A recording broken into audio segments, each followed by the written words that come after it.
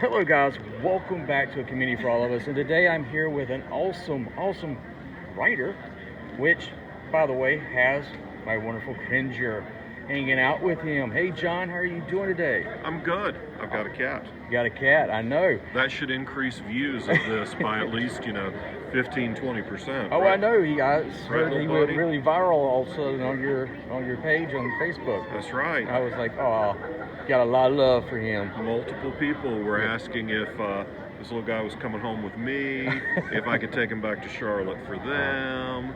I was like, no, I don't think I can steal Homeboy's cat now. No, but I don't live that far away from Charlotte, so you might come and hang out with him. That's right. Yeah. So this is Cringer. He's hanging out.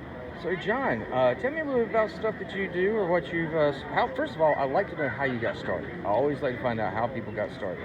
So I was working in the internet poker industry, Okay. writing tournament coverage for poker, Right. and I got in an argument with my editor. I didn't think I had a deadline for an article, and she thought I did. I lost that argument Okay. and lost that job, so I decided to work on writing fiction instead, and it was successful beyond my wildest imaginings. And for about the past 5 or 6 years, I've been supporting myself and my family off my writing. And then about 6 years ago, we opened up Falstaff Books, Okay. where I'm the publisher, and we publish about 60 authors, and we've got over 250 books that we've published Very in that nice. time. Wow. From having one asshole of an editor, you turn it around and make something good out of it, which is awesome. Spite fuels my entire career, yes. Right. I don't blame you. I do not blame you at all.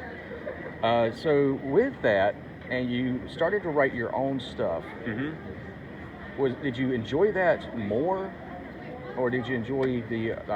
This I know it's a crazy question to ask, but is it still a passion that you have? Is you Yeah. still got the same passion when you started to now? So there's a big difference. When I started, I had a good job, making good money, and I started writing, and people started buying my books. There is a big shift when you go from something you're doing as a hobby to making your living at it. Right. This is my job. Exactly. This is how I pay my bills. So while it's not, I still love writing. I still love telling stories, and I love going to conventions and meeting people and all of that. But I approach the work differently because this is my job. Right. So just like anything that goes from being a hobby to a side gig to your full-time gig, I have to approach it differently. I can understand that. Everything that I do, I have to think about, well, what's the potential upside to it? How long is it going to take to do that project? What's it going to do to my other deadlines and deliverables? All that. Right. So while I do still love writing, it's very different when it is how you support yourself. Right. Because I mean, and that's what a lot of people think is that, oh, well, this is your hobby. But the real thing is that we never want things to be just hobbies. We want people to have the same passion we have for our stuff. And with that, tell me a little bit how you come up with your stories. How do you come up with like outlines and characters and stuff? Well, most everything that I write comes from what if type questions. Oh, okay. My series of the Black Knight Chronicles is what if there were more fat vampires? Right. So I wrote a series of books featuring a fat vampire. My Bubba the Monster Hunter was what if this giant redneck was hunting monsters? Because all the protagonists I was seeing were good-looking, young, urbane, intelligent. It's like, nah, what happens when Bubba goes after these critters? Yes. So that's where a lot of my root story ideas come from. And then it's just keeping an eye on what I'm reading, what I'm experiencing, the next book in my Quincy Harker Demon Hunter series is going to come off of someone was posting an article on Facebook, and it was about a historical event that I thought was really interesting. So I was like, okay, well, now what if there were repercussions from that event that were affecting people today, and how can I weave that into the lives of these characters? I like that. I'm usually 1 or 2 books ahead when I'm working on a series. That's what I was going to ask. So I kind of try to keep my eyes open for what's down the road. Yes. Like right now, I'm finishing up edits on Harker 8. Okay. And this idea I have is for Harker 9. Okay. Well, I don't know what Harker 10 is going to be yet. Hopefully I'll figure it out pretty soon, because I'd like for 9 and 10 to hit the street next year. Okay. So you definitely keep busy. Now, how many, you said 60 authors, so how many books do you try to get out a year? Well, we try to do as many as we can. Right. My goal is to scale back our production until we're doing only about 40 a year. Okay.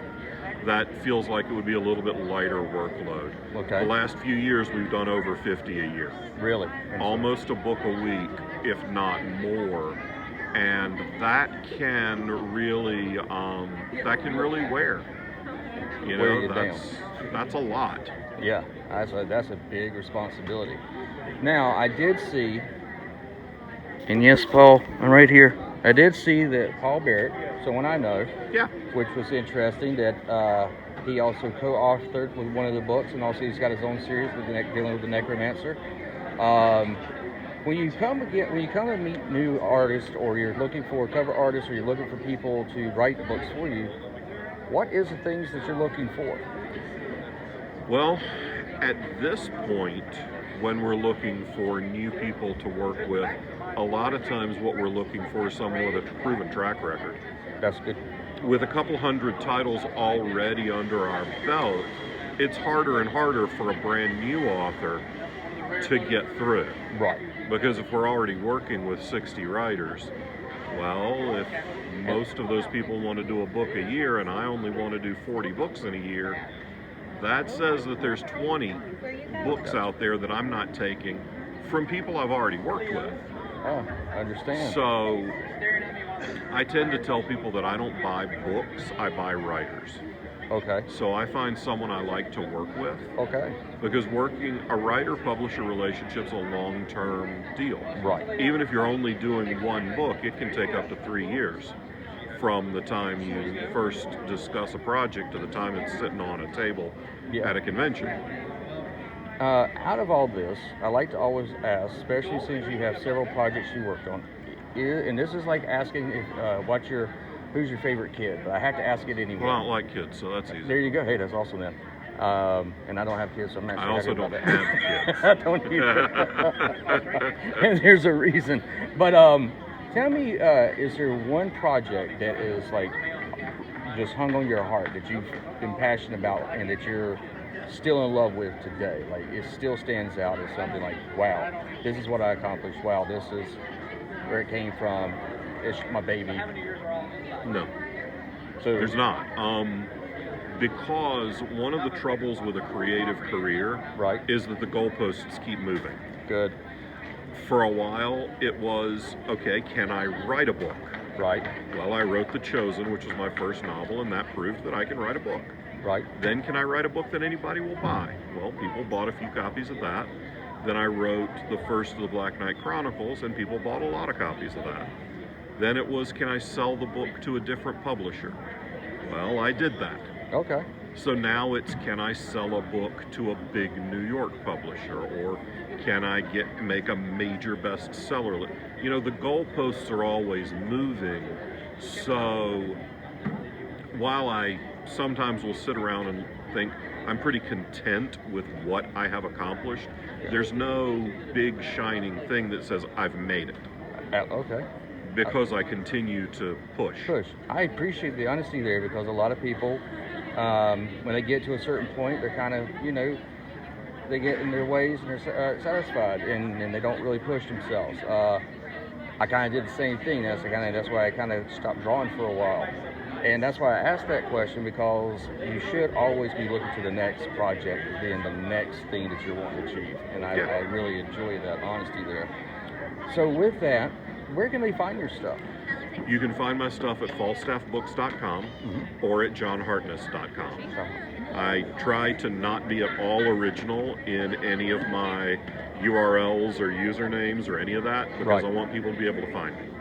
You can also follow me on Twitter at John Hartness, and I have a Facebook group, which is the best way for people to interact with me directly, and that's, you just look on Facebook for John G. Hartness Books. Okay. Thank you so much. I appreciate it. Thank you. And thank you for taking care of my little kitty while we did this. Yeah. And that is it, guys. Until the next time, have a good one.